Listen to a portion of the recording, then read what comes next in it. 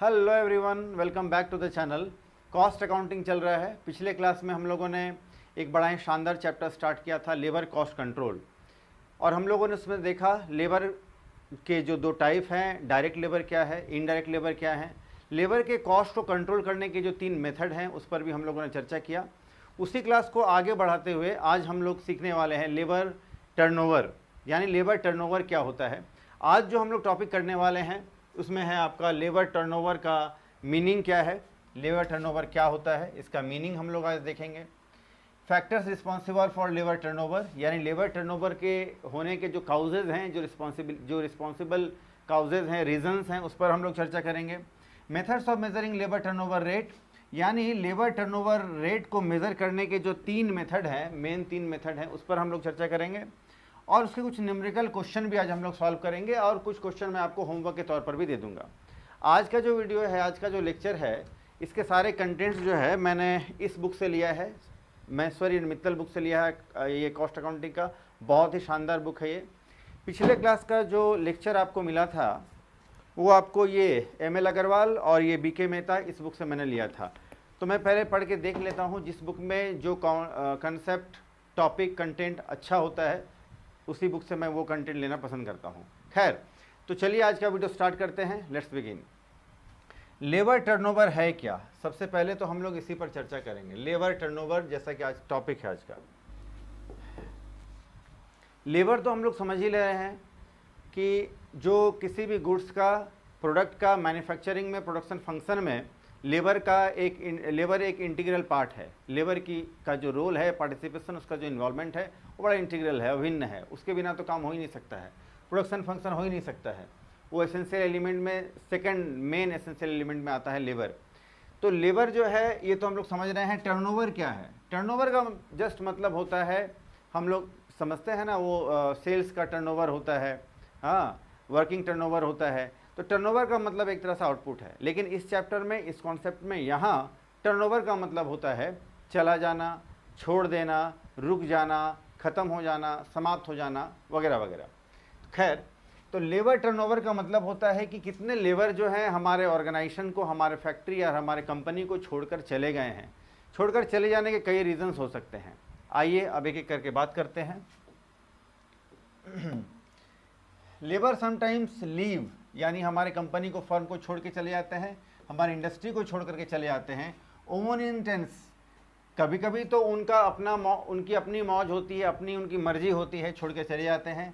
Occasionally they are ousted from the firm और industry, वो किसी भी फर्म में एक लंबे समय तक काम करते हैं। उनके अकॉर्डिंग, अगर वहाँ का एटमॉस्फेयर, वहाँ का इन्वायरमेंट अगर उनको सूट नहीं कर रहा है, उनके अकॉर्डिंग नहीं है, उनको जच नहीं रहा है, वो छोड़ के चले जाते हैं। New workers are employed in their places and thus the composition of labour force changes from time to time. जो पुराने लेबर छोड़ करके चले जाते हैं उनके बदले में नए लेबर आ जाते हैं, और लेबर का जो कंपोजिशन है वो बरकरार रहता है फर्म में। जितने लेबर छोड़कर चले जाते हैं उतने लेबर नए आ भी जाते हैं। लेबर टर्नओवर, अब लेबर टर्नओवर क्या है? देखिए, यहाँ से आपको डेफिनेशन जैसा कॉन्सेप्ट दिखेगा। Labour turnover is the rate of displacement of the personnel employed in an organisation due to resignation. कहता है कि किसी भी फर्म या ऑर्गेनाइजेशन में या किसी फैक्ट्री में लेबर टर्नओवर क्या है? कहता है उनका डिस्प्लेसमेंट, यानी एक जगह से छोड़कर दूसरे जगह चला जाना, ये डिस्प्लेसमेंट जो है इसी को हम लोग लेबर टर्नओवर कहते हैं। क्यों? रीज़न क्या है? ड्यू टू, कहता है रेजिग्नेशन, वो रिज़ाइन देकर चले जाते हैं, उनको बात जचती नहीं है, पसंद नहीं आता है। रिटायरमेंट, अगर 60 साल का उम्र हो गया, वो रिटायरमेंट है तो भी छोड़ करके चले जाएंगे। रिट्रेंचमेंट, रिट्रेंचमेंट का मतलब होता है छटनी, यानी लेबर, अगर आज के रेट में अगर लेबर आपको उतने एफिशिएंट नहीं लग रहे हैं, उतना स्किलफुली अगर वो काम नहीं कर पा रहे हैं, उतना फोर्सफुली अगर वो काम नहीं कर पा रहे हैं, अगर उनका वर्क इंटेक कम हो गया है, उतना आउटपुट अगर वो फर्म को, ऑर्गेनाइजेशन को नहीं दे पा रहे हैं, तो ऐसे केसेस में जो है, या फिजिकली अगर वो हैंडीकैप हो गए हैं, कोई एक्सीडेंट हो गया है, अगर कोई लंबी बीमारी अगर उनको पकड़ ली है, तो वो काम नहीं कर पाएंगे। ऐसे केसेस में ऑर्गेनाइजेशन की तरफ से ऐसे लेबर का जो है छंटनी कर दिया जाता है, छांट दिया जाता है, हटा दिया जाता है उनको। इसको रिट्रेंचमेंट बोलते हैं। तो ये भी एक कारण है जिसके कारण लेबर टर्नओवर हम लोग को फर्म में देखने को मिलता है। तो यही सब है हमारा लेबर टर्नओवर, इसी को, ये डेफिनेशन हो गया। If the rate of labour turnover is more, अगर लेबर टर्नओवर का रेट ज़्यादा होगा, यानी हमारे फर्म से लेबर ज़्यादा से ज़्यादा अगर हमारे फर्म छोड़ करके चले आ रहे हैं, तो ये this is a sign of instability of labour and is adversely affects their efficiency as well as the profitability of the firm. अगर बहुत भारी मात्रा में, लार्ज स्केल में अगर लेबर हमारे फर्म को, हमारे ऑर्गेनाइजेशन को या फैक्ट्री को, कंपनी को छोड़कर चले जा रहे हैं, तो ये फर्म के लिए जो है बहुत बुरी बात है, क्योंकि जो नए लेबर आते हैं उनको ट्रेनिंग देना पड़ता है प्रॉपर, उन पर खर्च करना पड़ता है, उनके रहने का व्यवस्था करना पड़ता है, तो उन सब में काफ़ी खर्च होता है। और इतना खर्च करने के बाद अगर वो लेबर छोड़कर चला जाए, अगर अल्प समय में, कम समय में, शॉर्ट पीरियड में ही, तो फिर और उसको पेमेंट भी करना पड़ता है। तो ऐसे केसेस में जो है बिजनेस को लॉस होने लगता है, ऑर्गेनाइजेशन के लिए लॉसेबल सौदा हो जाता है, ये ठीक नहीं है। और फर्म के प्रॉफिटेबिलिटी पर भी जो है इस पर असर पड़ता है, बुरा असर पड़ता है, एडवर्सली अफेक्ट्स, बुरे तौर पर असर पड़ता है। इसलिए ऐसा होना ठीक साइन नहीं है। Experience workers go out of the firm, जो अनुभवी, जो एक्सपीरियंस जो हमारे लेबर हैं वो फर्म छोड़ करके चले जा रहे हैं। इन एक्सपीरियंस वर्कर्स कम इन, और जो अनुभवहीन हैं, जिनको अनुभव नहीं है, वो फर्म में आते हैं, उनको ट्रेन करना पड़ता है, ट्रेनिंग में देने में खर्च करना पड़ता है फर्म को। The work suffers thereby and the cost of labour increases. तो इस तरह से जो लेबर कॉस्ट है वो ज़्यादा पड़ जाता है हम लोग को। आप इन एक्सपीरियंस लेबर मंगा रहे हैं और उस पर जो है उसको ट्रेन करने में, ट्रेनिंग में खर्च हम लोग दे रहे हैं, उनके रहने सहने में, उनके रहने के लिए हम लोग जो है फूडिंग एंड लॉजिंग का भी व्यवस्था अगर कंपनी कर रही है, तो ऐसे में काफ़ी खर्च करना पड़ता है और खर्च बढ़ जाता है। देयरफॉर इसीलिए द लेबर टर्नओवर प्रूव्स, और इसीलिए लेबर टर्नओवर ऐसा क्या प्रूव होगा, to be very costly for the business, और इसलिए बिजनेस के लिए काफ़ी खर्चीला सौदा है लेबर टर्नओवर, यानी लेबर का फर्म छोड़कर चला जाना। Every effort should be made to reduce the frequency of labor turnover, और हम लोग को ऐसा कोशिश करना चाहिए कि जिससे लेबर टर्नओवर रुके, लेबर टर्नओवर कम से कम हो हमारे फर्म में। लेबर टर्नओवर तो होगा ही, लेकिन कम से कम हो। अब आइए हम लोग देखते हैं कि लेबर टर्नओवर होने के, यानी लेबर्स के हमारे फर्म को छोड़ करके चले जाने के कारण क्या हैं, रीजंस क्या हैं, क्या रिस्पॉन्सिबल्स हैं ये रीज़न, काउजेज़ क्या हैं। दो कारण हैं, एक अवॉइडेबल हैं जिनको हम लोग इग्नोर कर सकते हैं, यानी अवॉइड कर सकते हैं, रोक सकते हैं। एक है अनअवॉइडेबल, जिसको अवॉइड नहीं किया जा सकता है, जिसको रोका नहीं जा सकता है। दोनों पर चर्चा करेंगे। आइए पहले तो अनअवॉइडेबल रीज़न, यानी ऐसे कुछ फैक्टर्स हैं, ऐसे कारण हैं जो अनअवॉइडेबल हैं, जिसको हम लोग इनकार नहीं कर सकते हैं। अनअवॉइडेबल पहले तो है पर्सनल बेटरमेंट। अगर उनको अपना व्यक्तिगत जीवन में, अपने पर्सनल लाइफ में, उनको अगर अपना पर्सनल ग्रोथ एंड डेवलपमेंट नहीं दिख रहा है, वो पहले से ज़्यादा एफिशिएंट, पहले से ज़्यादा स्किलफुल, और पहले से ज़्यादा अगर वो अपने आप को इफेक्टिवनेस उनमें बढ़ा है, अगर ऐसा उनको देखने को नहीं मिलता है, तो फर्म छोड़कर, ऑर्गेनाइजेशन छोड़ करके वो दूसरे जगह चले जाते हैं जहाँ उनको अपना पर्सनल डेवलपमेंट, ग्रोथ दिखता है। तो एक ये रीज़न है। दूसरा रीज़न है इलनेस एंड और एक्सीडेंट। अगर उनको एक्सीडेंट हो गया है और परमानेंटली अगर वो, उनका अगर हाथ पैर कहीं कट गया है, डैमेज हो गया है ज़्यादा, अब वो काम लायक नहीं रहे, तो उनको काम छोड़ना पड़ता है। एक फिर है इलनेस, अगर कोई बड़ी बीमारी उनको हो गई है तो भी वो फर्म छोड़कर चले जाएंगे। डेथ और रिटायरमेंट, अगर मृत्यु हो गई तो फिर तो वो हमेशा के लिए दुनिया छोड़ के चले जाएंगे, तो कंपनी छोड़ने की क्या बात है जी। रिटायरमेंट, 60 साल की उम्र पूरी हो गई, 60 साल का रिटायरमेंट का स्कीम है हमारे कंपनी में, तो वो छोड़कर चले जाएंगे firm. Discharge due to the insubordination, और कुछ हमारे फर्म में कुछ ऐसे कारण हैं जिसके कारण उनको सबऑर्डिनेशन में हमारा दिक्कत है, हम लोग उनको फर्म से हटा देते हैं। Marriage, particularly in case of woman workers, अगर किसी महिला वर्कर के साथ अगर उन्होंने जो है शादी किया है, उन्होंने मैरिज किया है, और ख़ास करके ऐसा तो जनरली अगर देखा जाए तो वुमन के साथ है कि महिला अभी हमारे जो है फर्म में, ऑर्गेनाइजेशन में काम कर रही थी, अब उसकी शादी हो गया तो वो दूसरे स्टेट में शादी हो गई इस महिला की, वो छोड़ करके यहाँ से, तो कंपनी तो छोड़ना ही पड़ेगा, वो छोड़ करके चले गई। तो ये भी एक टर्नओवर का रीज़न है। Seasonal nature of the business, आपको पता है विंटर सीजन में जो है विंटर क्लोथेस के, वार्म क्लोथेस के डिमांड बढ़ जाते हैं। तो बड़े बड़े हाउसेस में हम लोग भी देखते हैं, बगल में हमारा एक बड़ा सा मॉल है हम लोगों का, हमारा नहीं है, मतलब बगल में एक मॉल है। तो वहाँ क्या है कि जब विंटर सीज़न आता है तो मॉल में वो बहुत सारे जो है वो लेबर्स लगा देते हैं, सेलिंग के लिए, डिस्ट्रीब्यूशन के लिए, है ना, सेल्स मार्केटिंग के लिए भी लगाते हैं। सीज़न जैसे ही चला जाता है तो जो एक्स्ट्रा लेबर वो 20-25 मंगाए रहते हैं उन लेबर की भी छुट्टी कर देते हैं वो हमेशा, फिर नेक्स्ट सीज़न में वो चले आते हैं। तो कहने का मतलब है ये सीजनल टर्नओवर भी होता है, इसको भी हम लोग रोक नहीं सकते हैं। फिर और नेचर ऑफ द बिजनेस, जैसे आप देखते होंगे रेनी सीजन में जो है एक्स्ट्रा कुछ लेबरर्स मार्केट में आ जाते हैं, देखने को आपको मिलेगा। विंटर सीजन में अलग ढंग के, समर सीजन में अलग ढंग के, और सीज़न जैसे ही ये चला जाता है तो वो भी चले जाते हैं।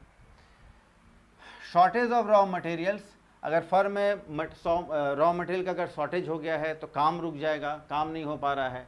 अब उतना मटेरियल, रॉ मटेरियल अगर हमारे कंपनी यानी ऑर्गेनाइजेशन को मिल ही नहीं पा रहा है कि हम लोग उतना प्रोडक्शन टर्नओवर कर सकें, तो ऐसे केसेस में जितना रॉ मटेरियल है उस अकॉर्डिंग हम लोग को थोड़े से लेबर हम लोग को रखना होता है, बाकी लेबर का हम लोग टर्नओवर कर देते हैं। Power resulting in lowering production capacity, अगर हमारा प्रोडक्शन कैपेसिटी अगर पहले से कम हो गया है तो भी हम लोग को कुछ लेबर्स का रिट्रेंचमेंट यानी छटनी करना पड़ता है, उनको हटा देना पड़ता है फर्म से। लोकेशन चेंज, अगर हमारे कंपनी का लोकेशन चेंज हो गया है, पहले जहां पर हम लोग का फैक्ट्री था वहां से अगर हम लोगों ने दूसरे जगह शिफ्ट कर लिया, बीच का गैप या डिफरेंस डिस्टेंस अगर ज़्यादा है, कन्वेंस अगर उनके पास सुविधा नहीं है आने जाने की, 25, 30, 40, 50 किलोमीटर का डिफरेंस हो गया पहले वाले ऑर्गेनाइजेशन के प्लेस से अगर अभी, तो फिर ऐसे केसेस में लेबर जो है कुछ काम छोड़ ही देंगे, छोड़ना ही पड़ेगा, उनकी मजबूरी है, तो लेबर टर्नओवर देखने को मिलेगा, ये भी एक रीज़न है। ये अभी हम लोगों ने चर्चा किया अनअवॉइडेबल रीज़न, जिसको कि इग्नोर नहीं किया जा सकता है, हम लोग अवॉइड नहीं कर सकते, होना ही होना है टर्नओवर।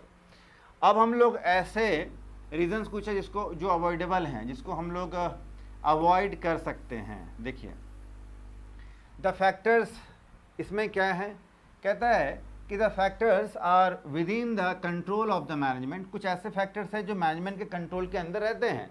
मैनेजमेंट अगर ढंग से अगर देखे, मैनेज करे, तरीके से काम ले, तो इन रीजंस को, इन काउजेज को जो रिस्पॉन्सिबल है टर्नओवर के, लेबर टर्नओवर के, उनको रोका जा सकता है। The management should therefore try to reduce their impact to the minimum by appropriate preventive measures and as discussed later in the, वो हम लोग बाद में चैप्टर में डिस्कस करेंगे। तो कुछ ऐसे प्रिवेंटिव मेज़र करने के तरीके हैं जो मैनेजमेंट अगर चाहे तरीके से काम करे, इफेक्टिवली अगर मैनेज करना चाहे तो मेज़र कर सकती है, और लेबर टर्नओवर को कम कर दिया जा सकता है, बिल्कुल ख़त्म तो नहीं किया जा सकता है। तो ये वो रीज़न है जिसको हम लोग अवॉइड कर सकते हैं। आइए, अवॉइडेबल रीज़न जिसको रोका जा सकता है, लेबर टर्नओवर जिससे कम हो, ऐसा है। पहला तो है lack of congenial and healthy atmosphere in the factory. अगर हमारे फैक्ट्री में अगर हेल्दी एटमॉस्फेयर नहीं है तो उस एटमॉस्फेयर को हम लोग हेल्दी बना ले, ठीक ठाक बना ले।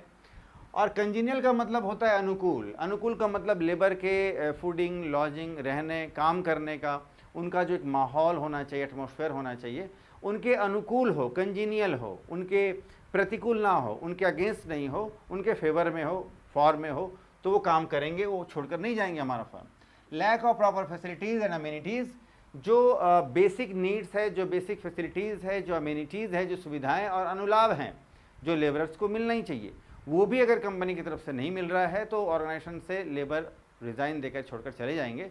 और अगर ऐसी सुविधाएँ अगर हम लोग बढ़ा दें, ऐसा पर अगर हम लोग अमेनिटीज़ बढ़ा दें, ऐसे फैसिलिटीज़ बढ़ा दें, तो लेबर कंटिन्यू कर जाएंगे। फिर लो वेजेस और इल ट्रीटमेंट, अगर वेजेस, अगर मजदूरी का पैसा जो रेम्युनरेशन हम लोग पे कर रहे हैं अगर बहुत कम है तो भी लेबर छोड़ के चले जाएंगे।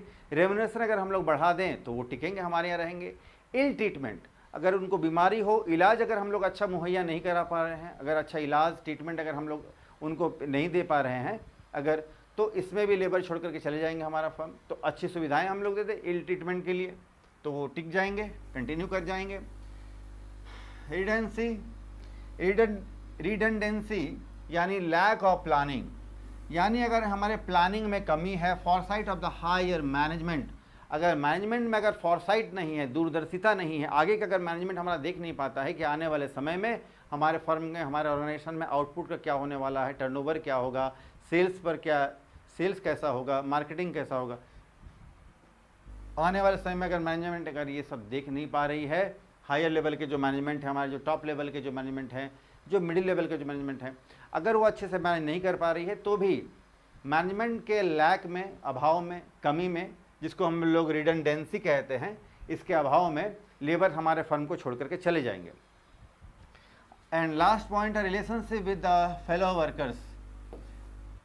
कहते हैं कि जो वर्कर्स हैं, वर्कर्स का जो मैनेजमेंट का और टॉप लेवल, मिडिल लेवल और जो हायर ऑफिशियल हैं उनके बीच का जो रिलेशन है, आपस में जो लेबरर्स का रिलेशन है, अगर ये अच्छा है, सुखद है, तो फिर ये कंटिन्यू करेंगे। अगर उनको अच्छा फील नहीं होता है तो छोड़ के चले जाएंगे। तो कंपनी ऑर्गेनाइजेशन का ये पार्टिसिपेशन है, उनका रोल, ये रोल उनका है कि वो अच्छा माहौल क्रिएट कर दे तो लेबर टिक जाएंगे, कंटिन्यू कर जाएंगे, नहीं जाएंगे छोड़कर। आइए, तो ये हम लोगों ने देख लिया कि दो रीज़न है, अवॉइडेबल और अनअवॉइडेबल रीज़न, जिसके कारण लेबर जो है वो टर्नओवर होता है। अब हम लोग बात करेंगे ये जो लेबर टर्नओवर होता है, इसको मेज़र करना है कि हमारे ऑर्गेनाइजेशन में या हमारे कंपनी या फर्म में एक महीने के अंदर यानी या फिर एक साल के अंदर कितने लेबर छोड़कर चले जाते हैं, परसेंटेज में कितने परसेंट लेबर छोड़ करके चले जाते हैं। इसको मेज़र करने के 3 अलग अलग मेथड हैं, इस पर हम लोग चर्चा करेंगे अभी। आइए, तो मेजरमेंट ऑफ लेबर टर्नओवर।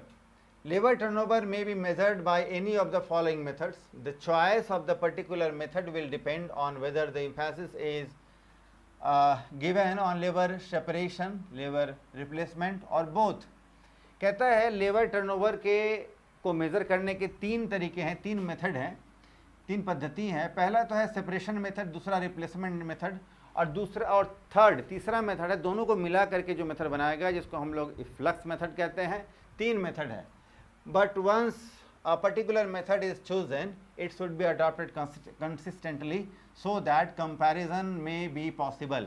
कहता है कि एक बार अगर आप कोई भी मेथड को अगर चूज कर लेते हैं, अडॉप्ट कर लेते हैं, तो उसी मेथड को ही कंपनी या ऑर्गेनाइजेशन में कंटिन्यू करना चाहिए ताकि कंपैरिजन की सुविधा रहे। Year two year, month two month, month by month, year by year हम लोग उसको कंपैरिजन कर सके, आउटपुट, सेल्स, डिस्ट्रीब्यूशन और सारी चीज़ें, और टर्नओवर को भी हम लोग आपस में कंपैरिजन कर सके। इसीलिए भी एक ही मेथड हम लोग को कंटिन्यू करना चाहिए, कोई सा भी मेथड आप अडॉप्ट कर लें। तो पहला मेथड पर हम लोग चर्चा करेंगे जिसको बोलते हैं सेपरेशन रेट मेथड। ये मेथड जो है कॉमनली यूज़ किया जाता है फर्म में, और इस मेथड के अनुसार कैसे कैलकुलेट करेंगे देखिए। फॉर्मूला ये रहा, labour turnover rate equal to number of separation in a period. Number of separation in a period का मतलब होता है सेपरेशन, यानी हमारे ऑर्गेनाइजेशन को छोड़कर कितने सारे जो लेबरर्स हैं वो हमारे ऑर्गेनाइजेशन को छोड़कर बाहर चले गए हैं, यानी कितने लेबर्स हमारे ऑर्गेनाइजेशन को छोड़ा है। और नीचे आपको डिनोमिनेटर में डालना है average number of workers in the period, यानी साल की महीने की पहली तारीख को, 1 तारीख को, फर्स्ट डेट को कितने लेबर्स जो है थे और आखिरी डेट को कितने लेबर हैं उनको छोड़कर गए हैं, इसका हम लोग एवरेज ले लेंगे, दोनों को प्लस करके डिवाइड बाय 2 कर लेंगे तो ये एवरेज नंबर ऑफ वर्कर्स आ जाएगा, और मल्टीप्लाइड विथ 100 करेंगे तो उसकी परसेंटेज में ही हम लोग को लाना है, इसलिए 100 से मल्टीप्लाई करेंगे तो ये हमारा परसेंटेज में आ जाएगा। ये तो पहला मेथड आपका हो गया, सेपरेशन मेथड। दूसरा मेथड हमारा है रिप्लेसमेंट मेथड। रिप्लेसमेंट मेथड कहता है कि हम लोगों ने, रिप्लेस का मतलब होता है कि जो हम लोगों ने जो लेबरर्स हमारे फर्म को या ऑर्गेनाइजेशन को छोड़कर चले गए हैं उनके बदले में नए लेबर्स कितने आ गए हैं, रिप्लेस कर दिया है, क्योंकि पुराने लेबर अगर जाएंगे तो नए लेबर्स को लाना ही पड़ेगा, इसको रिप्लेसमेंट कहते हैं। तो रिप्लेसमेंट मेथड कहता है it takes into consideration only the actual replacement of labour respective of number persons leaving. Leave यानी छोड़ना, हमारे ऑर्गेनाइजेशन में स्पेशली पर्टिकुलरली प्रॉपरली अगर देखा जाए तो कितने नंबर्स ऑफ लेबर्स छोड़कर गए हैं, उस बेसिस पर हम लोग ये लेबर्स का टर्नओवर को कैलकुलेट करेंगे। It is noted that in case of new workers are employed in on account of expansion of the business, they should not be included in the numbers of replacement. कहता है कि अगर आप अपने business को बढ़ा रहे हैं, ऑर्गेनाइजेशन का अगर एक्सटेंशन हो रहा है, हमारे फैक्ट्री का अगर हम लोग एक्सटेंशन कर रहे हैं तो ज़्यादा लेबर्स, एक्स्ट्रा कुछ लेबर्स लगेंगे, ज़रूरत होगी एक्स्ट्रा लेबर्स की। तो एक्स्ट्रा लेबर का अगर आप जो है रिक्रूटमेंट कर रहे हैं अपने फर्म में, अपने ऑर्गेनाइजेशन में, एक्स्ट्रा लेबर अगर अपने कंपनी में, फर्म में लगा रहे हैं, ऑर्गेनाइजेशन में लगा रहे हैं, तो इसको रिप्लेसमेंट नहीं कहेंगे। और अगर रिप्लेसमेंट में ऐसे जो नए लेबर आपने लिया है एक्सटेंशन ऑफ द बिजनेस के कारण, ऑर्गेनाइजेशन के कारण, तो उसको हम लोग को माइनस कर देना होगा, लेस कर देना होगा जो टोटल रिप्लेसमेंट है उससे, यानी total replacement minus replacement for extension of the organisation. ठीक है, यानी अगर टोटल रिप्लेसमेंट मान लो अगर 500 है तो इसमें से हम लोगों ने 100 का मान लो टोटल रिप्लेसमेंट जो है हम लोगों ने मान लो 500 किया है, जिसमें कि 400 का जो रिप्लेसमेंट है ये नए एक्सटेंशन के कारण हुआ है, तो 400 को माइनस कर लेंगे हम लोग, तो 500 माइनस 400 100 हमारा एक्चुअल में रिप्लेसमेंट है जो हमारे फॉर्मूला का मेजरमेंट का पार्ट होगा। आगे देखते हैं, क्वेश्चन सॉल्व करेंगे अभी हम लोग। आइए, तो अच्छा, तो इसका ये जो मेथड है फॉर्मूला इसका, number of replacement in a period, इस पीरियड में यानी 1 से 30 तारीख के बीच में एक महीने के अंदर जितना भी रिप्लेसमेंट हुआ है, जितने भी नए बहाली बोलते हैं, रिक्रूटमेंट बोलते हैं नए लेबर्स का, वो आपको यहाँ पर चाहिए डिवाइडेड न्यूमरेटर में, और डिनोमिनेटर में नीचे चाहिए average number of workers in the period, वही वाला, यानी 1 तारीख को कितने वर्कर्स और प्लस 30 तारीख को कितने वर्कर इनटू 100। तीसरा जो मेथड है flux rate method. Flux rate method जो है ये दोनों का मिक्सचर है। इन दोनों मेथड से पहले हम लोग कैलकुलेट कर लेंगे। तो नंबर्स ऑफ सेपरेशन कितने सेपरेट हुए हैं, नंबर्स ऑफ रिप्लेसमेंट रिप्लेस कितने हुए हैं, दोनों को आपस में ऐड कर लेना है और डिवाइड बाय करना है numbers of workers, average numbers of workers in the period. Average कितने नंबर्स हमारे एवरेज हैं जो पहले जैसा ही, 1 तारीख को कितने लेबरर्स प्लस 30 तारीख को कितने लेबरर्स, प्लस करना है, डिवाइड बाय 2 करना है, एवरेज आ जाएगा, इनटू करना है 100 से, आपका आंसर आ जाएगा। इसी में एक दूसरा भी फार्मूला है फ्लक्स रेट मेथड के अंदर। एक फार्मूला तो हम लोगों ने ये देख लिया, दूसरा फार्मूला हम लोग को ये देखना है। इसमें नंबर ऑफ सेपरेशन और नंबर ऑफ रिप्लेसमेंट पहले जैसा ही होगा, लेकिन डिवाइड बाय 2 करेंगे, यानी इन दोनों को आपस में ऐड करके डिवाइड बाय 2 करेंगे, यानी इसका एवरेज हम लोग जो है नंबर है वो लेंगे, क्योंकि कॉन्सेप्ट ये कहता है, एक्सपर्ट ये कहते हैं कि नीचे जब हम लोग एवरेज ले रहे हैं डिनोमिनेटर में, तो ऊपर यानी न्यूमरेटर में भी हम लोग को एवरेज लेना चाहिए। तो इन दोनों को प्लस करके डिवाइड बाय 2 करेंगे, एवरेज आ जाएगा। तो एवरेज इन दोनों का डिवाइड बाय ये एवरेज पहले जैसा ही है, इनटू 100 पहले जैसा ही है। चलो जी, लेकिन ये जो 3 फार्मूला अभी हम लोगों ने देखा, इस तीनों ही फार्मूला में कोई सा भी फार्मूला हम लोग लगाएं तो इसमें जो हमारा जो परसेंटेज आएगा वो हमारा आएगा मंथली फॉर्म में आएगा, मंथ के फॉर्म में आएगा। इसको इक्विवेलेंट अगर एनुअल फॉर्म में कन्वर्ट करना है तो मल्टीप्लाइड विथ 12 से मल्टीप्लाई कर देना होगा। जैसे मान लो अगर कहीं पर अगर आपका आ गया है 6, परसेंटेज में ही आएगा, तो कहीं अगर आपका 6 आया है तो इनटू मल्टीप्लाई करना पड़ेगा 12 से, तो 72 आपका आंसर हो जाएगा एनुअली। लेकिन यहाँ दूसरा मेथड है, यहाँ पर कहता है कि जो भी उधर आपको आंसर आया है टर्नओवर रेट में, उसको मल्टीप्लाई करना है 365 से और डिवाइड कर देना है number of days relevant period, यानी इस रिलीवेंट पीरियड में हम लोगों ने जो लिया है, तो ऊपर में हम लोगों ने सब में 1 महीना यानी 30 दिन का लिया था, तो डिवाइड बाय 30 कर देना है, इनटू 100 करना है। तो वो एक ही बात है जी, वो आना है, एक ही आंसर आना है। थोड़ा बहुत डिफरेंस होता है इसमें, देखने को हम लोग को मिलेगा। चलो फटाफट से आप इसका स्क्रीनशॉट ले लीजिए, फिर हम लोग एक क्वेश्चन भी सॉल्व करेंगे। और कुछ बच्चों ने कमेंट किया था कि सर कुछ क्वेश्चन हम लोग को होमवर्क के तौर पर भी दे दिया करो ताकि हम लोग बनाएं उसको, होमवर्क सॉल्व करें। चलो फटाफट से आप इसका स्क्रीनशॉट ले लो। आइए आगे देखते हैं, एक बड़ा ही शानदार क्वेश्चन है। The following information relates to the personal department of the factory. ये इंफॉर्मेशन है 1 अप्रैल 2016 का। Number of workers on April 1, 2016। तो 1 अप्रैल को 1 अप्रैल को जो है नंबर ऑफ वर्कर्स है 950 और 30 अप्रैल को नंबर ऑफ वर्कर्स है आपका 1050। तो आप देख रहे हैं अगर मंथ के स्टार्टिंग में अगर 950 अगर वर्कर्स हैं और at the end of the month अगर 1050 यानी 1050 वर्कर हो गए, तो फिर डिफरेंस देख रहे हैं 100 का डिफरेंस है, यानी 100 वर्कर्स जो है उनका आपको डिफरेंस दिख रहा है। तो इस डिफरेंस हमारा काम का है, आगे हम लोग देखेंगे। Number of workers who quit the factory in the April में क्विट मतलब छोड़ देना, तो ये 10 वर्कर जो है हमारा फैक्ट्री को छोड़ा है उन लोगों ने।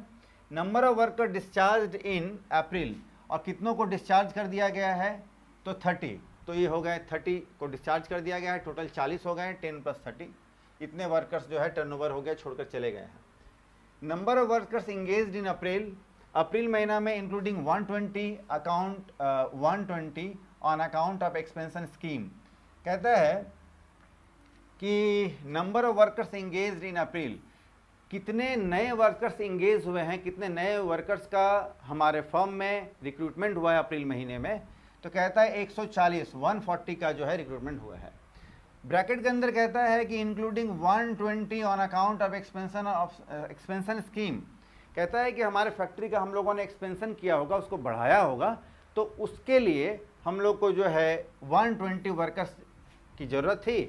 तो टोटल 140 में 120 तो चाहिए था एक्सटेंशन के लिए, वो तो ठीक है, जायज़ है, लेकिन 20 का जो है रिप्लेसमेंट हुआ है, वो एक्चुअली में रिप्लेसमेंट हुआ है जो पुराने छोड़ के गए थे, उसके बदले में हम लोगों ने किया होगा।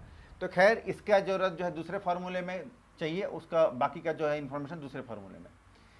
Calculate the labour turnover rate and equivalent annual, तो एनुअल वाला भी हम लोग करेंगे और मंथली वाला भी करेंगे, और जितने भी डिफरेंट मेथड्स कहता है, मेथड्स प्लूरल, तो जितने भी 3 मेथड हम लोगों ने सीखा है सारा करना है।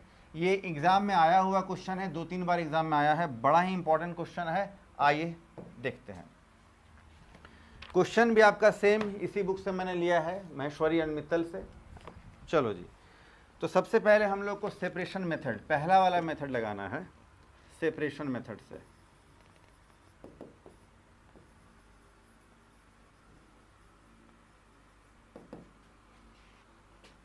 सेपरेशन रेट मेथड, इस मेथड में labour turnover rate,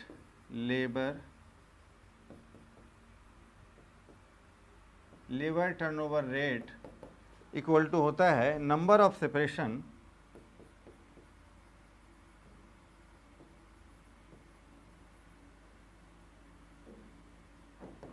divide by average number of workers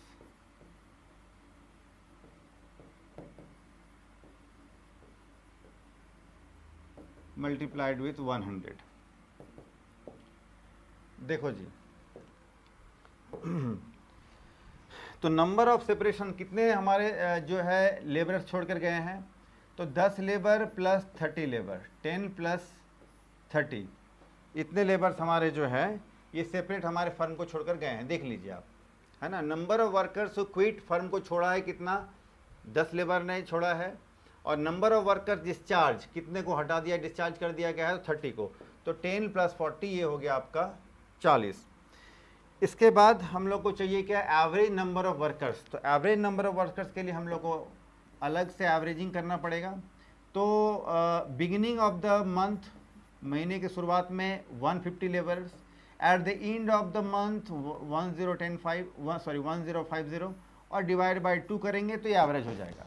ये वाले को एवरेज करने के लिए आपको बिगिनिंग में कितने लेबर्स की संख्या plus at the end of the month number of labours divide by 2, तो ये एवरेज हो जाएगा। अब इसको हम लोग सॉल्व कर लेंगे, और 100 तो परसेंटेज में लाने के लिए, तो ये हो गया आपका 40, और इसको ऐड करेंगे 2000, और 2000 डिवाइड बाय 2, तो ये हो जाएगा आपका 1000 इंटू 100। ये आपका 1 2 3 0 एंड 1 2 3 0 कैंसिल कर देंगे, तो फिर 4%, ये हो गया आपका आंसर। तो 4% लेबर्स का टर्नओवर हो रहा है। Equivalent,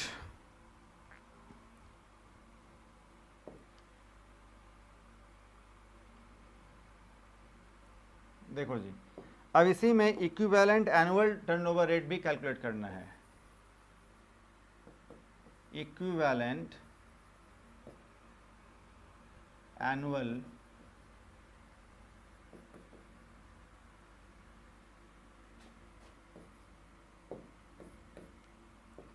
equivalent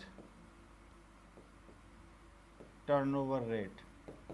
equivalent turnover rate के लिए क्या होता है,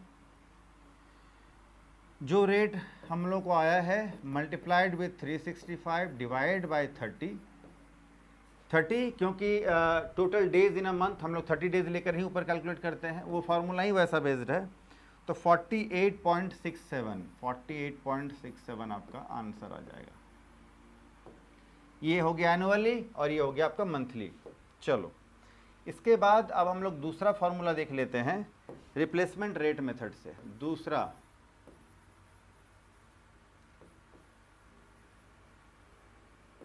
रिप्लेसमेंट रेट मेथड, इसमें आपका labour turnover rate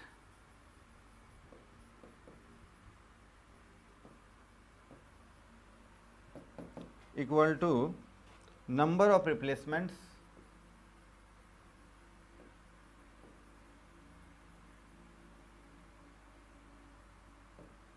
divide by average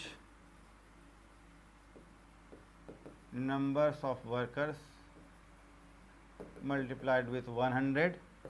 number of replacement जो है, नंबर ऑफ रिप्लेसमेंट ये आपका 140, लेकिन इसमें से जो एक्सटेंशन के लिए जो रिप्लेसमेंट है उसको माइनस कर देना चाहिए। हम लोग अभी सीखे भी थे, तो 120 माइनस कर देंगे, तो एक्चुअल में रिप्लेसमेंट ये आ जाएगा आपका 20, और डिवाइड बाय करना है एवरेज नंबर यानी वही सेम आपका 950 प्लस 1050 डिवाइड बाय 2 कर देंगे, और इनटू आपका 100, तो ये हो जाएगा 20, ये आपका 1000, और इनटू 100 ये आ जाएगा आपका 2% आंसर। ठीक है, और इसको भी अगर आप इक्विवेलेंट एनुअल टर्नओवर, इक्विवेलेंट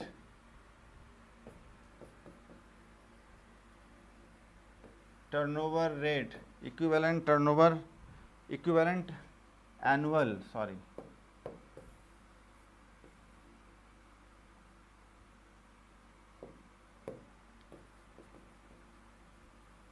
अगर equivalent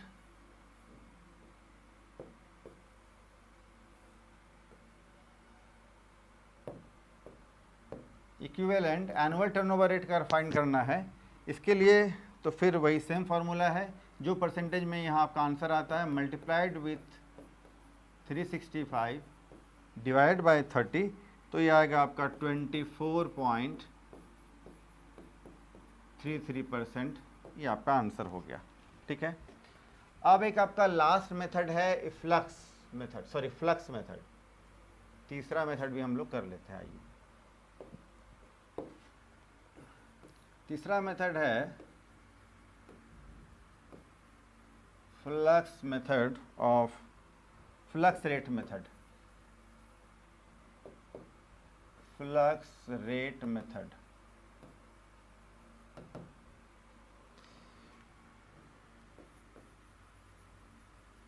labour turnover rate equal to, इसमें तो होगा number of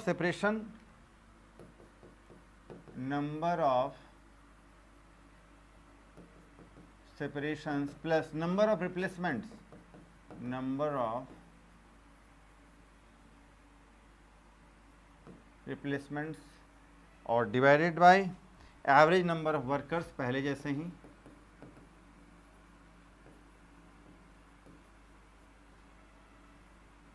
average number of workers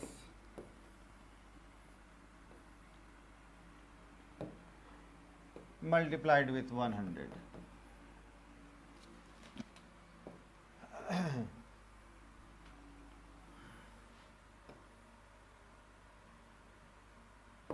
चलो जी, तो नंबर ऑफ सेपरेशन जो है, नंबर ऑफ सेपरेशन पहले ही हम लोगों ने काउंट किया था फर्स्ट मेथड में, तो वो आया था 40, और नंबर ऑफ रिप्लेसमेंट जो है, जो हम लोगों ने अभी सेकेंड मेथड में किया था 140 माइनस 120 यानी 20, तो 20 divide by average number of workers, इसमें फिर हम लोग वही कर सकते हैं 950 प्लस 1050, यानी यहाँ पर हो जाएगा आपका 1000 कहाँ से आया, तो 950 प्लस 1050 मल्टीप्लाइड विथ 100, फिर ये आपका आ जाएगा 6%। लेकिन अगर आपको इक्विवेलेंट एनुअल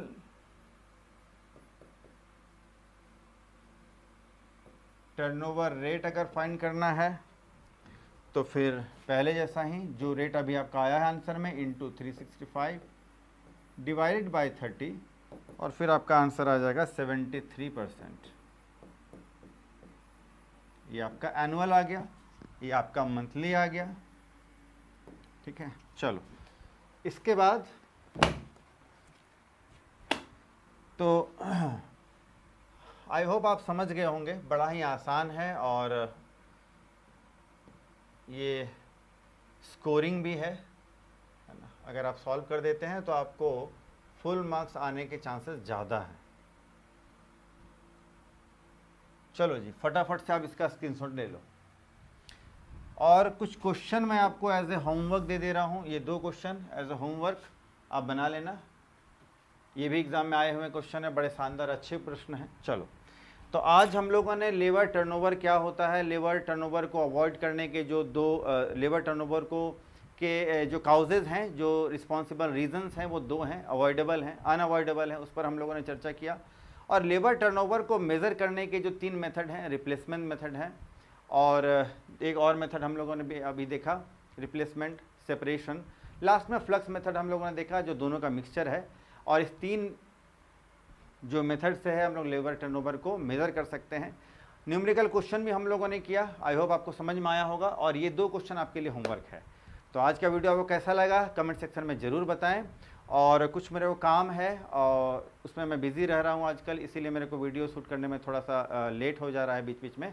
इसके लिए आप माफ़ करें, मैं कोशिश करूँगा जल्दी ही कंटिन्यू करने का। और कमेंट सेक्शन में बताएं नेक्स्ट किस टॉपिक पर आप वीडियो चाहते हैं, और इस क्लास को मैं कंटिन्यू करते रहूँगा। आपका भी रिक्वेस्ट है, मैं भी कोशिश करूँगा। लेट होने के लिए आप माफ़ कीजिए। आज इतना ही, आज के लिए इतना ही करते हैं, फिर मिलते हैं नेक्स्ट वीडियो में। तब तक के लिए टेक केयर, बाय।